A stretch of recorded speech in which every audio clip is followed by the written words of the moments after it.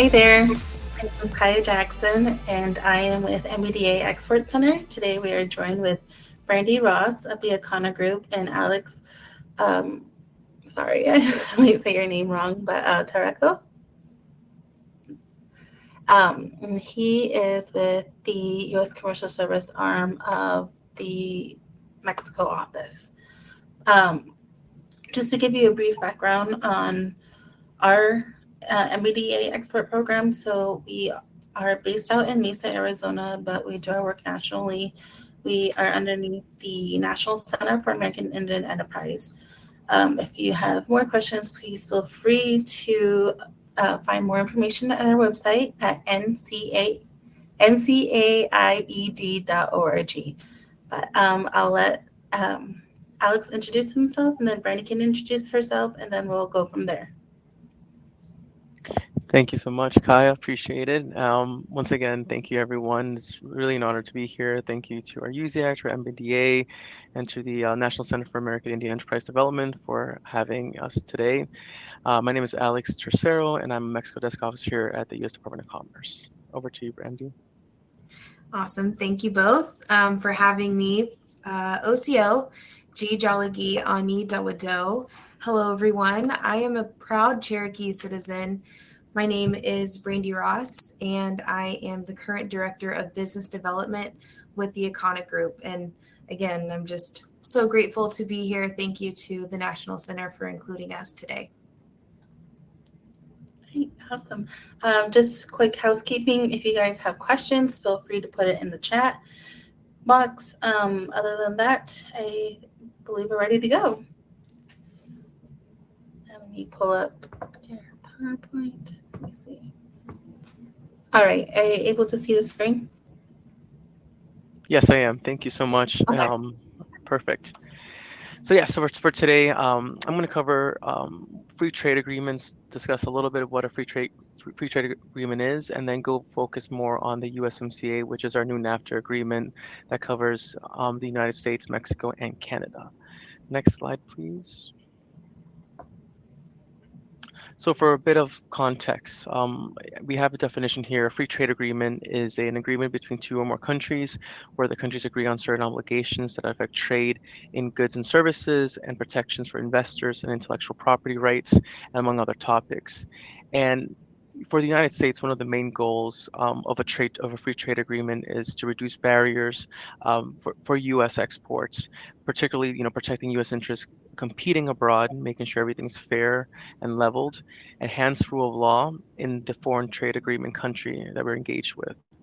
U.S. Free trade agreements or FTAs address a variety of foreign government activities that affect your business. It reduces tariffs, stronger intellectual property protection, opportunities for U.S. exporters, input in the development of an FTA partner on standards in particular, for treatment for U.S. investors, enhance opportunities to compete for foreign government procurement projects, and opportunities for U.S. service companies in general.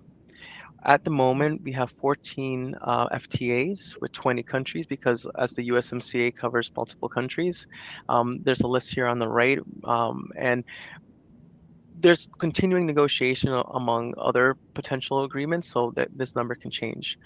Next slide, please. So I want to focus on, in general, what are some of the key aspects and benefits of FTAs in general. In particular, the first one, reduction or elimination of tariffs on qualified goods. That also can be called market access. So this provides, the FTA provides greater market access through reduction or elimination of tariffs on qualified goods. For example, in the United States, we have some of the lowest tariffs rates in the world. So our USTR, our United States Trade Representative Office, negotiates and will negotiate in future free trade agreements any elimination of tariffs. So both, agreements can, for both sides of two countries, can agree on what is a reduce and level playing field for trade. You can give an example, or I can give an example where 12%, a country with a 12% tariff rate will hopefully have a 0% tariff rate with the free trade agreement. Sometimes countries will ask for a phase out schedule, meaning that in 5 years they will phase out a tariff to zero. Intellectual property protection is something that's incredibly important for SMEs, for large companies. You want to protect what you're trading, right? And I think that for an FTA, it includes language protection for American-owned intellectual property protections and the rights that are included. Companies have to be aware in general that when you register a trademark in the United States, you have to also register it in the foreign market because even though you may have a trademark here in the US, it does not mean that you'll be recognized in the foreign country. Next is product standards, the ability for U.S. exporters to participate in the development of product standards with a free trade agreement partner country. Government procurement, which we mentioned earlier, FTAs ensure transparency and predictability in the procurement process in the foreign country. For service companies, the ability for U.S. service providers to supply their services in a in FTA partner country. And then fair treatment. At the end of the day, we want to make sure that our companies are being treated fairly in a foreign country. Next slide, please. So here we're going to focus on just the USMCA, especially for one of our largest trading partners, Canada, Mexico. We focus here in our office on ensuring our U.S. companies know the benefits of the USMCA. So the way we present this is threefold. We understanding the USMCA, the tariffs, the certification of origin, de minimis, and rules of origin. Then we go on to the major differences in key chapters. That's in intellectual property rights, customs, agriculture, financial services, and textiles and apparel. And then we conclude with new key chapters. And this falls under the good regulatory practices chapter, digital trade, SMEs, which is obviously of interest for today, environment and labor, which I work very closely on here in our office. Next slide, please. So for tariffs, under the USMCA, all products that have zero tariffs under NAFTA remain at zero under the USMCA. Canada has provided new and expanded access for U.S. exports on dairy products, so milk, cheese, cream, skim milk powder, condensed milk, yogurts, you name it. It also eliminated its tariffs on whey and margarine. Specifically, Canada agreed to increase the amount of dairy product it allows on for U.S. exports by 3.6%, which is around 70 million US dollars annually. We have actually a really interesting tool if you go to our website, which I'll share this presentation at the end, that you can see for any free trade agreement, there's a tariff tool. You can input the HTS codes and you'll see what the rates are. So that's something of interest for you guys. Next slide, please. So something that a lot of companies had questions on, and it's not so much now, but for someone who hasn't exported before, CBP stopped accepting the NAFTA certification or certificate of origin. So what's now, and I'll have a next slide that explains this, you need to have 9 data elements. And in any way, shape, form you have it, you just have to have those 9 elements, whether that's on the bill of lading, whether it's on a piece of paper, just have that information. There used to be a template that companies used to use. CBP actually has a optional template that companies can just download and use, but it's not required, but they use it as an example. So we actually can go on the next slide, please. So yeah, so the 9 elements required to claim origin or USMCA are the following. 1 is importer, exporter, producer. 2, the name and address of the certifier, which can be different. The name and address of exporter, the name and address of producer, name and address of importer, the description and HS or HTS tariff classification of the good, specific origin of criteria, the blanket period, which is still not valid. I mean, it's valid up to 12 months, but this is when the USMCA entered into force, and authorized signature and date. And as long as you have these 9 data elements, then you're good to export. Next slide, please. So yeah, and these are kind of key points to know just in general. But for de minimis, Canada raised its de minimis level for North American express shipments, doubling from 20 Canadian dollars to 40 for taxes, and it will also provide duty-free express shipments for up to 150 Canadian dollars. Mexico continues to provide tax-free treatment for express shipments up to $50 and will provide duty-free treatment for express shipments up to $117. The United States maintain its de minimis level at US $800. Next slide, please. So rules of origin.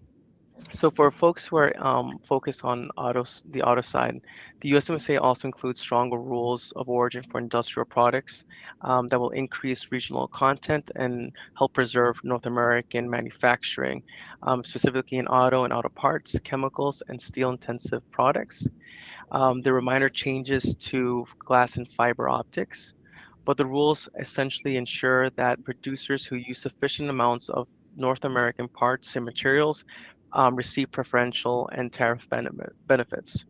Um, Chapter 4 of the agreement has the rule of origin and the phase out periods, especially for the auto section, which goes from 62.5% of manufactured goods that are made in content wise in the US to 75%. But there's also changes on, like I said, chemicals and steel. We can go on next slide, I think. Let me see. Actually, we can say on the previous slide. For autos rules of origin, so I can go into a little more on the you know what, we can go to the next slide actually. I think we can, if there's any questions, we can follow up on that. But these are the major differences, and I think these are incredibly important because the USMCA is very ahead of its time in terms of what is included under these different chapters. For intellectual property right, the USMCA establishes the most comprehensive rules on intellectual property to date. The chapter requires a minimum copyright of life of the author plus 70 years, which Canada just recently added to their laws. It also requires ex officio authority of law enforcement officials, which is incredibly important to stop suspected counterfeit or pirated goods at every phase of entering, exiting, and transiting through the territory of any party, because parts are coming back and forth several times across the border, and has the strongest standards of protection for trade secrets of any prior free trade agreement.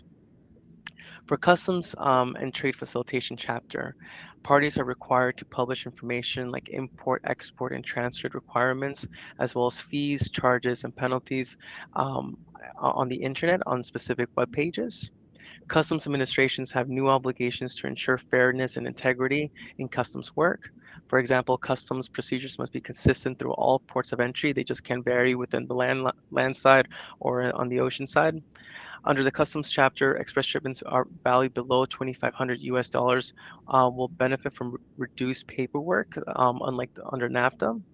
For agriculture, which is very important for many of the companies today, the USMCA maintains NAFTA existing zero tariff treatment. So anything that was in zero under NAFTA continues to be zero under the USMCA.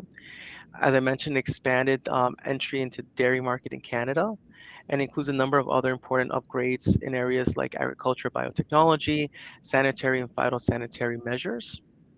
On the financial services, the USMCA includes a prohibition on local data storage requirements when a financial regulator has access to that data and needed it to fulfill a regulatory or supervisory mandate, and it's the first, which is the first in any U.S. trade agreement.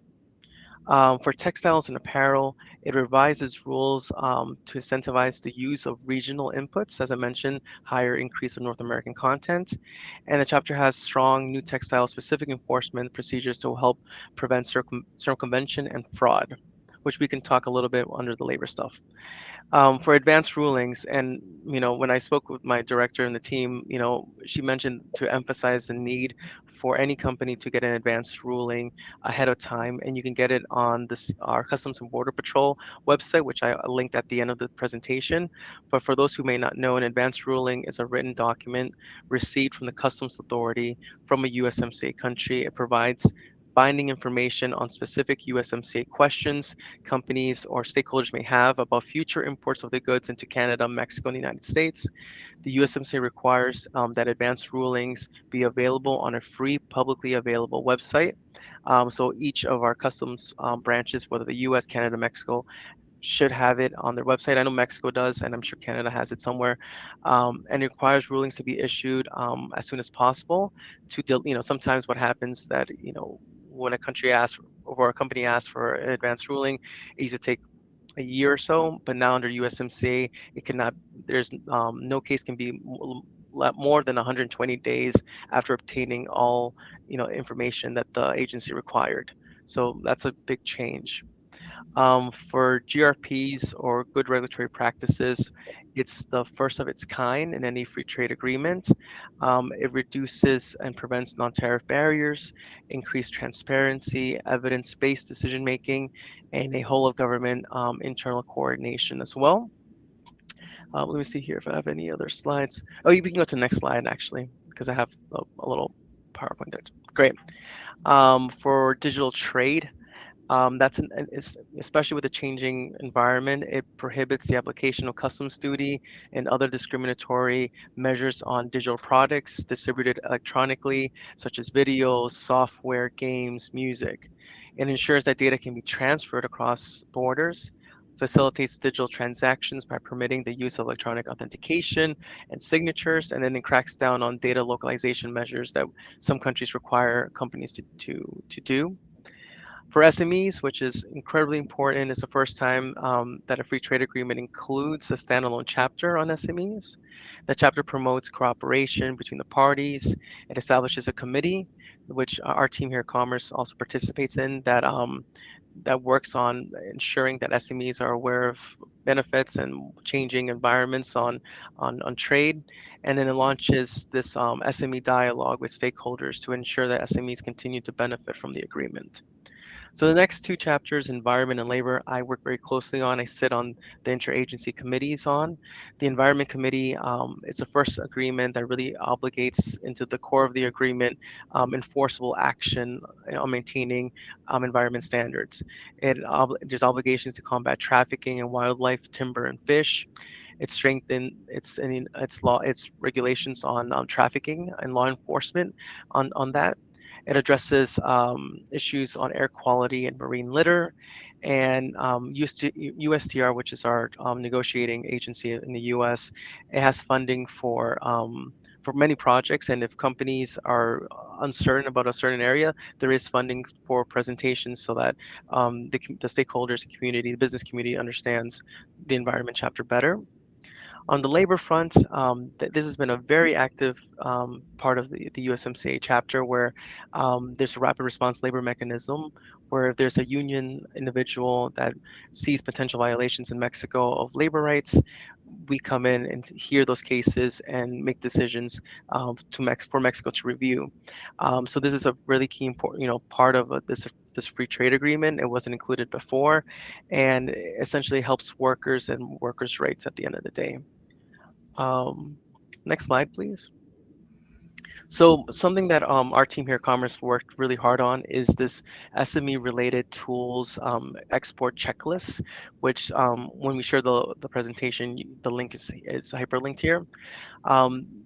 Is an incredible checklist for any company interested in exporting. Gives you like a written, rundown of what you need to do in order to export. There's been webinars that include rules of origin, e-commerce, and resources for women exporters. Commerce has also fulfilled its obligation to the chapter in including a USMCA website that our office worked really hard on, and it's also linked below. And then next slide, please. So yeah, so here we have information. I think, like I mentioned, we have here at Commerce ITA, we have a USMCA website. I linked the Customs and Border Protection sites because this is where you can get advanced rulings. If you have questions on a specific product that you want to export and you need some guidance on what is required, CBP actually has a really good email group that you can send and you'll get a response, I think, within 24 hours. USTR's website is also linked here.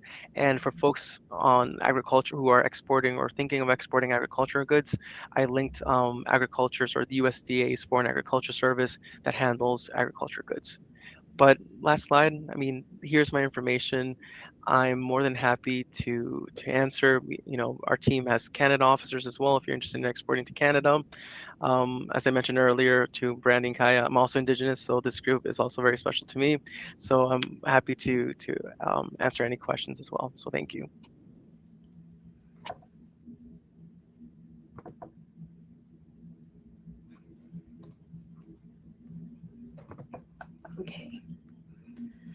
right.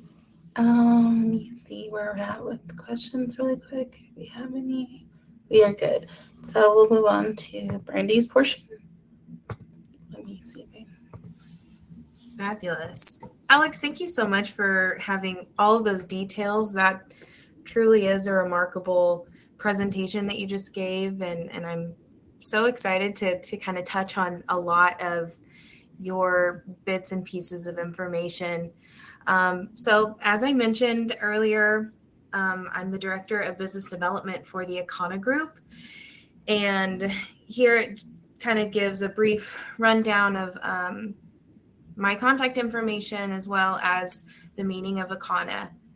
Akana means ally in the Choctaw language. And what's really important and special to the Akana Group and how we're tied with the National Center is we were actually recognized as an American Indian Business of the Year for 2023. And so it was really special to celebrate with our entire team at RES this past year. And what's also really great is just hearing our president and CEO, Chad Johnson, really touch on the importance of what our group stands for, as well as just being an Indigenous business. And for us to do international trade is even more special.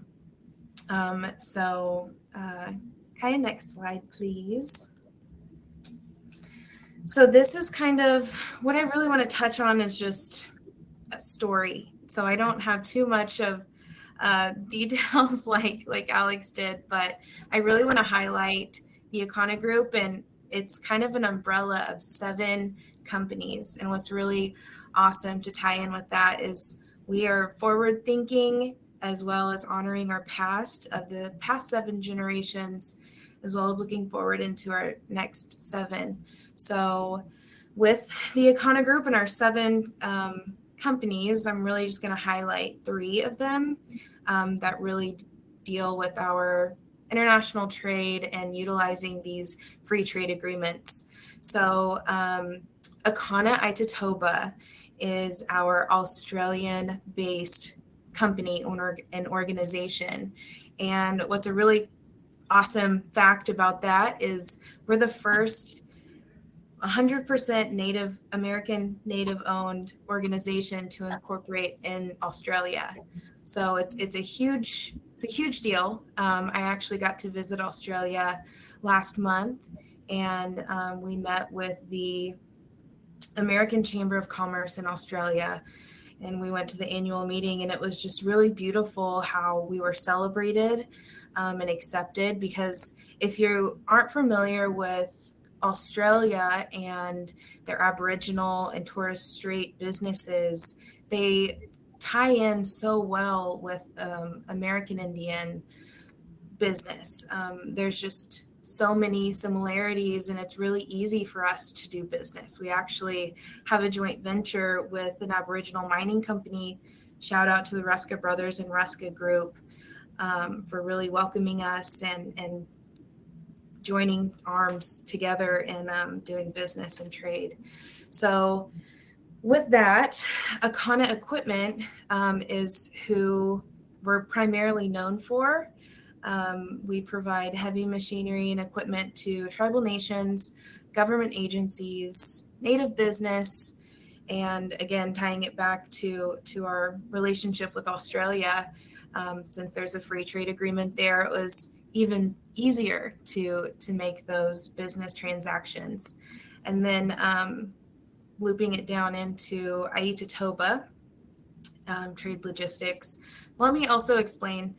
Akana Aitatoba means trade ally. So it's like a noun. And then Aitatoba is trade, a place to trade. So it's like a thing. So it's a verb and a noun, sorry. So yeah, trading friend, Akana Aitatoba, and then Aitatoba is a place to trade. So I'm learning a lot of Choctaw for a Cherokee citizen here, but it's really awesome to share these stories and really carry on this legacy that Chad has created. So also here you see that we are a friendly group. We like to go places. We like to really host and share our stories. But I kind of also want to mention we are very involved with foreign trade zone operations, and we're partnering actually with the Iowas. They're the Iowa Tribe of Kansas and Nebraska. So shout out to their team as well for working with us in all of these operations to change the world one step at a time. And it's really important that we show up and have spots at the table to talk about these important opportunities for First Nation to First Nation trade.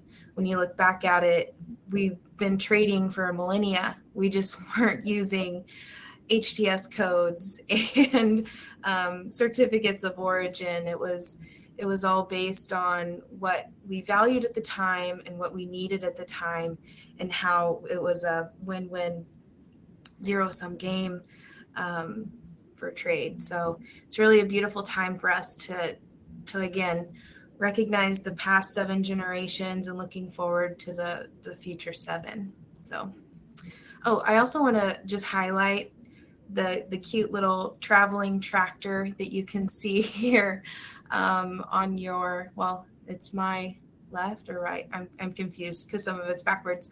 But it's, if you follow us on social media, you will see that we love to bring our traveling tractor along with us to our multiple travel experiences. And it's just a fun way to kind of showcase who we are and where we really started with our equipment. Next slide, please. So this slide is important because it not only kind of gives us our mission statement and our like 3 points here of what we represent, but it also highlights the importance of getting your certifications as a Native small business. So for one, I want to highlight Native American Business Association. They've been a true ally to us in looping us together, not only just in North America, but overseas as well. And then also we're HubZone certified, and we actually have our participation with the GSA schedule.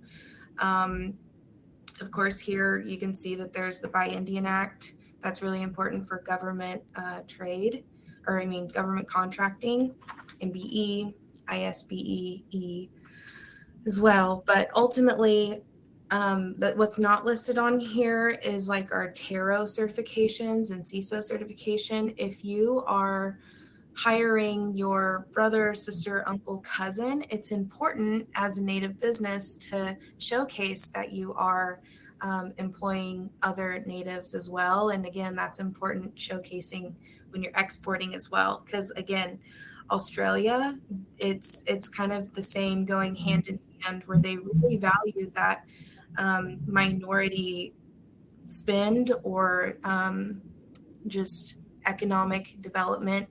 Once you show that within your own company or organization, it makes it that much easier to export and do business in other countries that have that same vision and viewpoint.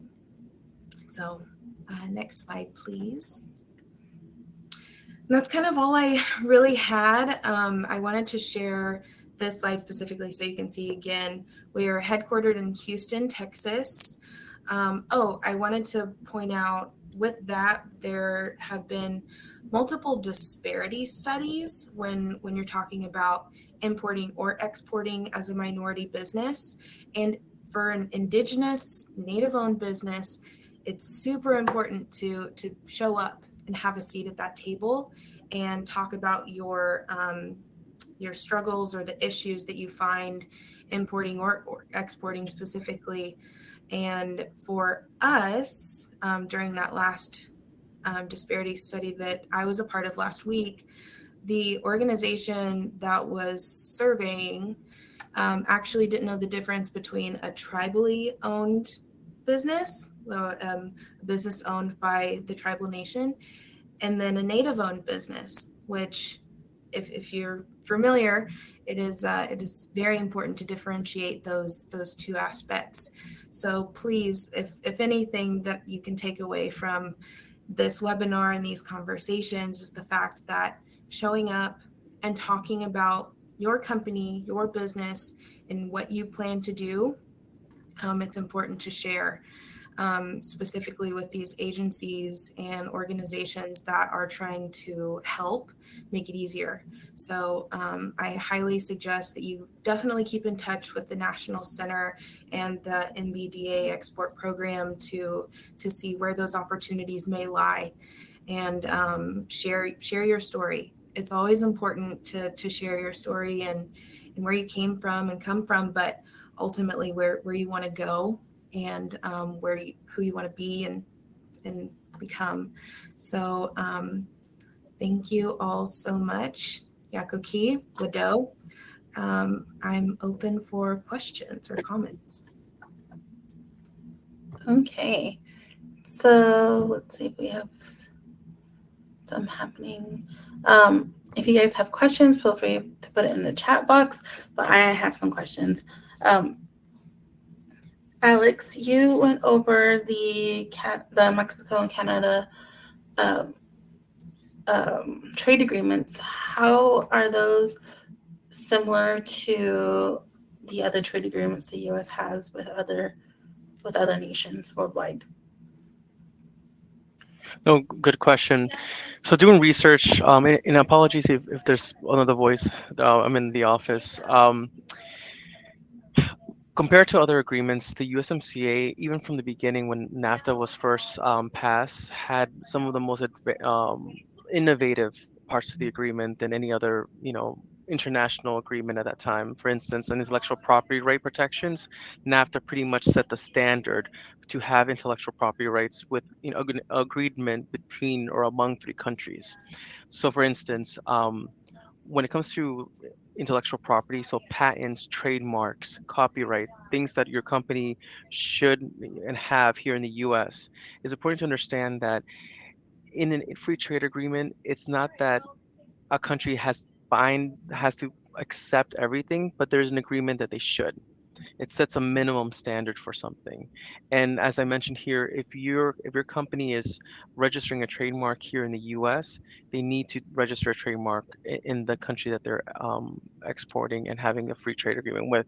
Because just because it's agreed upon here, it doesn't mean that the other country is going to recognize it.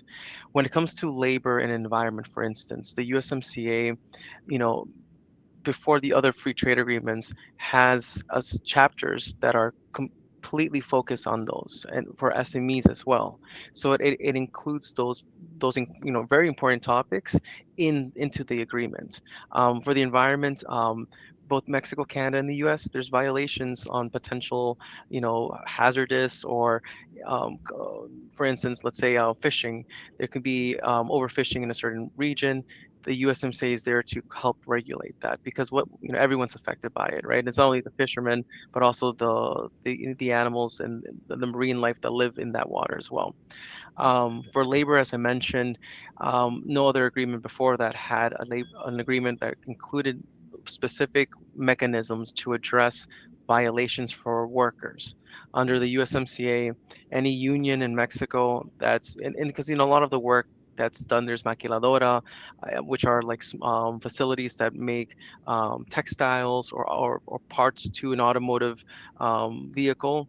So there's potential for violations, and under this agreement, any violation that's been raised, the U.S. government has reviewed those violations and has submitted Mexico to, when they see there's sufficient evidence, to review this facility to ensure that the workers, and these are U.S. companies, right, that have a lot of these facilities, are not experiencing any potential violations. So those are some of the major innovative parts that this agreement has, and all the subsequent free trade agreements use the USMCA as the base, and then build off on that. So that's what makes it so unique and so important, honestly. Okay, so some of the information that you went through today is going to be very similar sorry, there's a helicopter going by.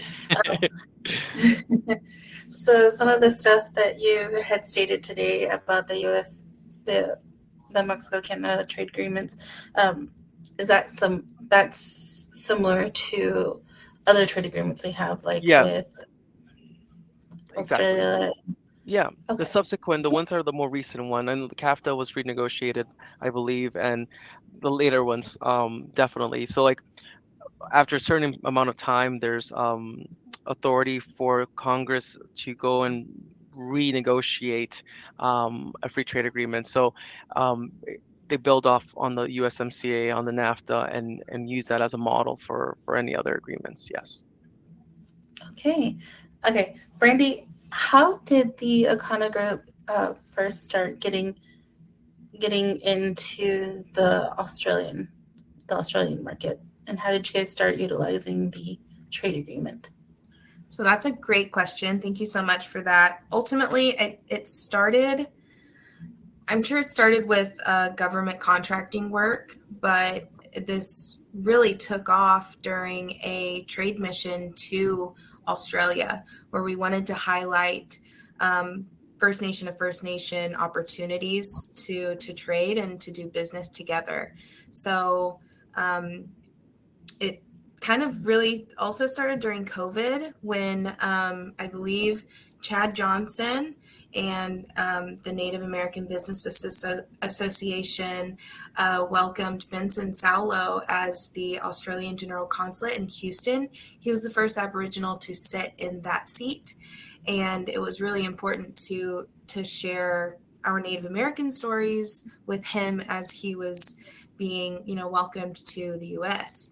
And so from that relationship is what really started the trade mission, and going to Australia, meeting these similar businesses, and again, just making it easy to utilize those trade opportunities because of this free trade agreement.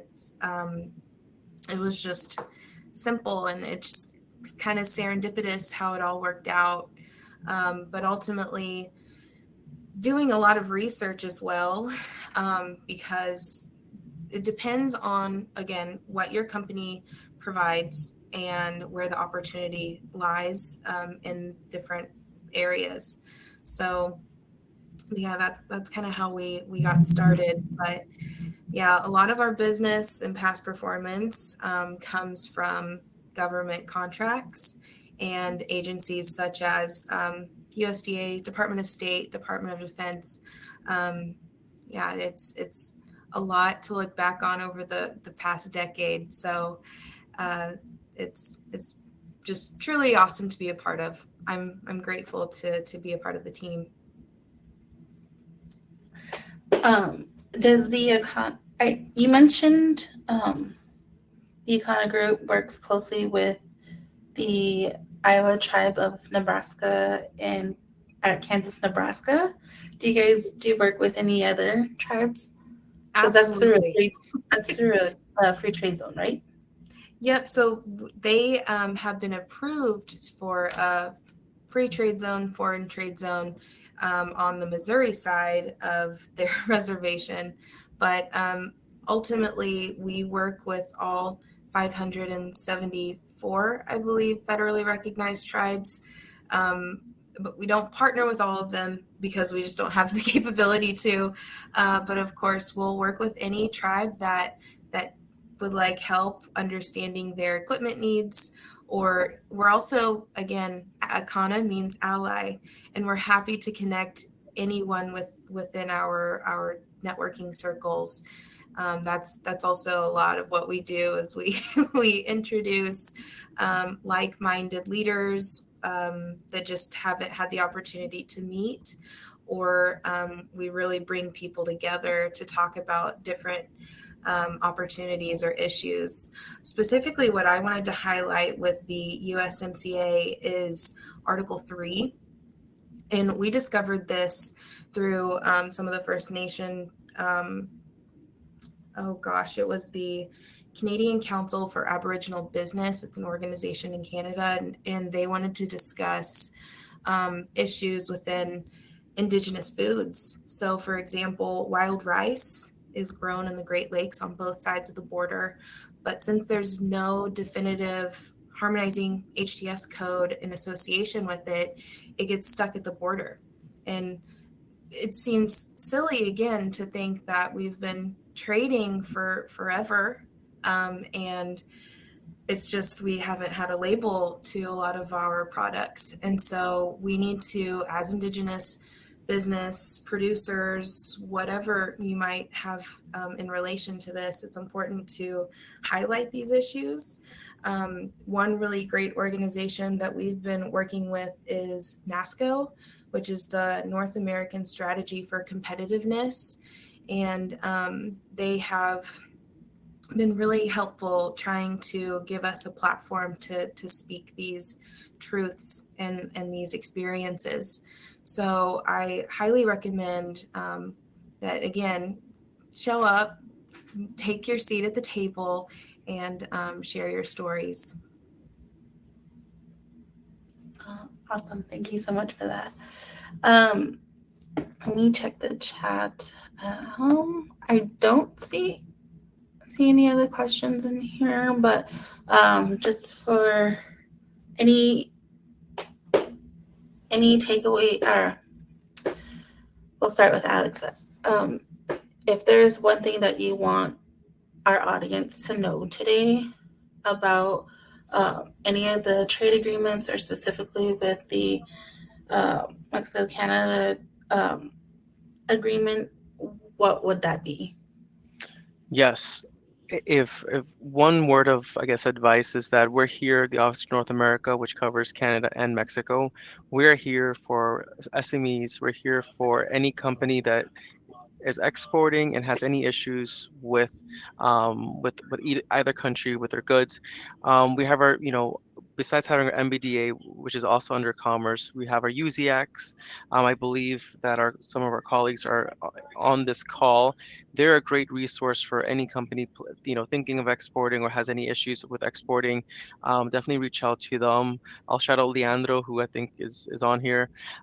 He's definitely a great resource, and definitely take advantage of that, because we're talking before this meeting that a lot of folks don't know about those resources, and I think that's something that, especially for Indigenous communities, definitely should be aware of, that there are these resources for you, but sometimes you just don't know. So that's, I guess, one key takeaway from this. And trading with Mexico and Canada is absolutely great. It will help your company grow. So if you're at that stage and you are planning, and definitely take advantage of our resources at Commerce, and of Brandy and her team at the Icana Group.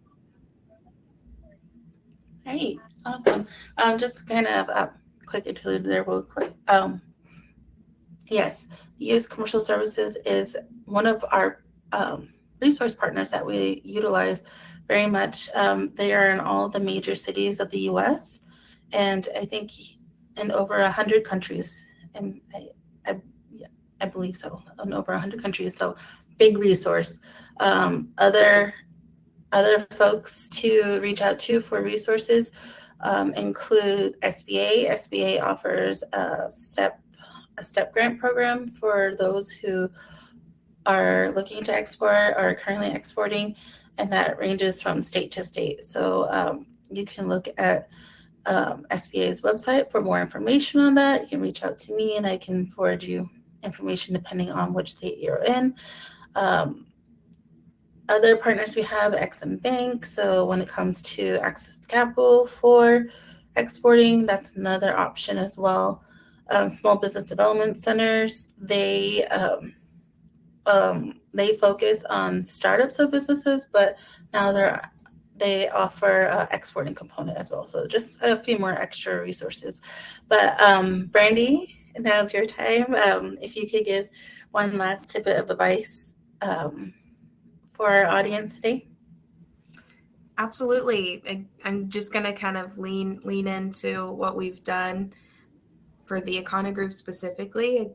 Icana means ally, and we find the most value out of reaching out to our partners and allies and trying to learn and share as much experience as possible. So that's really what I have. if you do have any specific questions, please reach out to me directly. And if I don't know the answer, I know someone who will. And I'm always happy to help. That's what I love doing and connecting. So thank you so much. Is it okay to share both of you guys' presentations with the audience afterwards? Okay, so expect an email from me afterwards. Leandro dropped in the chat and he said if you need help with exporting, you can visit www.trade.gov. So a lot of information there. I love that site. But thank you so much for joining me, Alex and Brandy. Yeah, a lot of great information was shared today. And I just want to thank you all for joining us.